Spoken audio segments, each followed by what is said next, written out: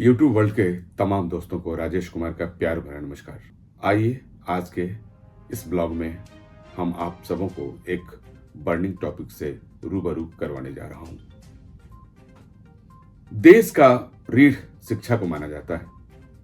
अगर शिक्षा सही है जिस देश का, उसका विकास होता है, उसे विकसित देश माना जाता है। जहां की शिक्षा नीति चरमरा जाती है, वो देश तो रसातल में ही चला जाता है। कुछ ऐसी वाकया मैं आपके सामने पेश करने जा रहा हूं। सारे देश में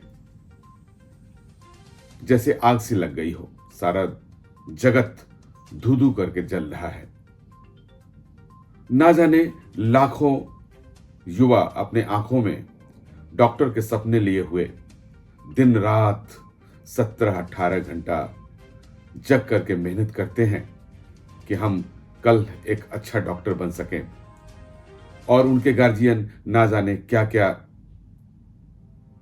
जुल्म सितम सह के क्या क्या कैसे कैसे पैसों का इंतजाम करके अपने बच्चे को दूर दराज तक भेजते हैं। जैसे कोटा हुआ, दिल्ली हुआ, मुंबई हुआ, ऐसे जगहों में भेज करके उन्हें अच्छा डॉक्टर बनाने का ख्वाब देखते हैं। कुछ ऐसे गार्जियन हैं जो अपने जेवर जेवरात भी बेच डालते हैं, अपने जो जमा पूंजी होती है सब कुर्बान कर देते हैं अपने बच्चों पर, जगह जमीन सब बेच डालते हैं। ये सपना लिए हुए कि कल हमारा होनहार बच्चा अपना देश का नाम रोशन करेगा और हमारे परिवार का नाम रोशन करेगा, समाज का नाम रोशन करेगा।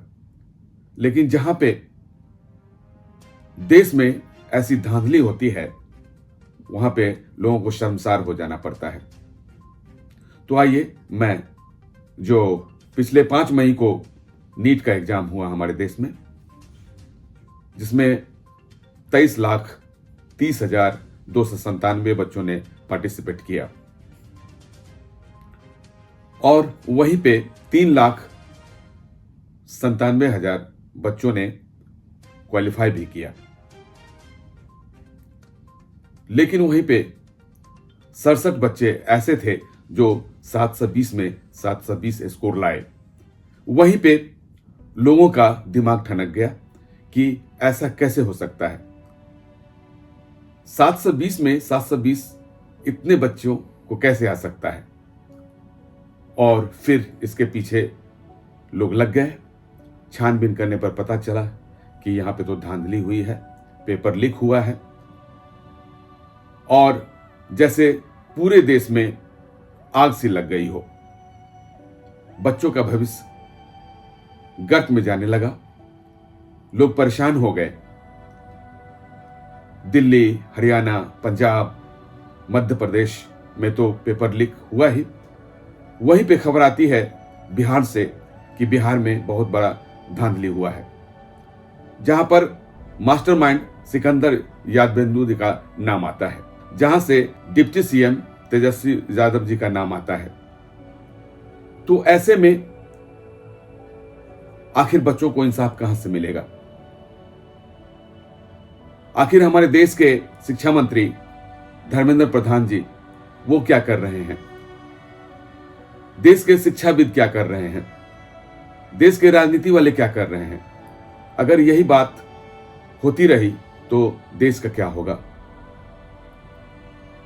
इसके बाद नीट जैसे एग्जाम में धांधली और भ्रष्टाचार होने की बात आई। वहीं पे यूपी के लखनऊ शहर से एक और स्कैंडल हुआ कि यूजीसी नेट में भी धांधली हुआ है। 18 जून को इसका एग्जाम होता है और 19 जून को शिक्षा विभाग से यह खबर आती है कि यूजीसी नेट में भी धांधली हुआ है, इसलिए इस परीक्षा को रद्द किया जाता है। ना जाने लाखों स्टूडेंट के पैरों तले धरती खिसकने लगा। लोग सन्न रह गए। तोड़फोड़ शुरू हो गया। लोगों ने धर्मेंद्र प्रधान शिक्षा मंत्री के घर के सामने 500 के नोट जाकर के उड़ाए और काफी हंगामा किया। लेकिन दोस्तों, ये तो सही तरीका नहीं है।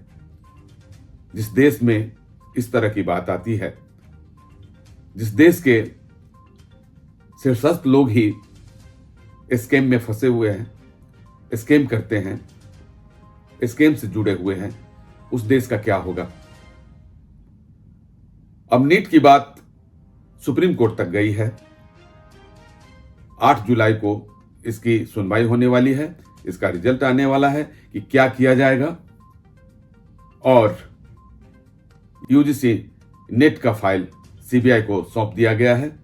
अब वो फैसला क्या सुनाती है, अब देखते हैं कि हमारे देश के युवाओं का भविष्य क्या होता है। हमारे राजनीति वाले, हमारे जो शिक्षा जगत के कर्णधार हैं, वो युवाओं को कहां ले जाते हैं, अब इन्हीं के हाथों में है।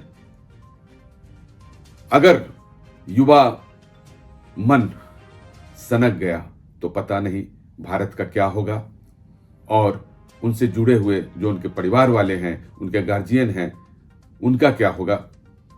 तो मैं यही कहना चाह रहा हूं कि शिक्षा नीति, देश का शिक्षा सही हो, और नीति और नियति दोनों सही होना चाहिए, तब जाकर के देश का विकास होगा। ऐसे भ्रष्टाचार, ऐसे आतिताइयों को, ऐसा भ्रष्टाचारियों को देश में कड़ी से कड़ी सजा मिलनी चाहिए। और इसी के साथ मैं आप सबों से विदा लेता हूं, आपका दोस्त राजेश कुमार। मैं सैल्यूट करता हूं। धन्यवाद। जय भारत।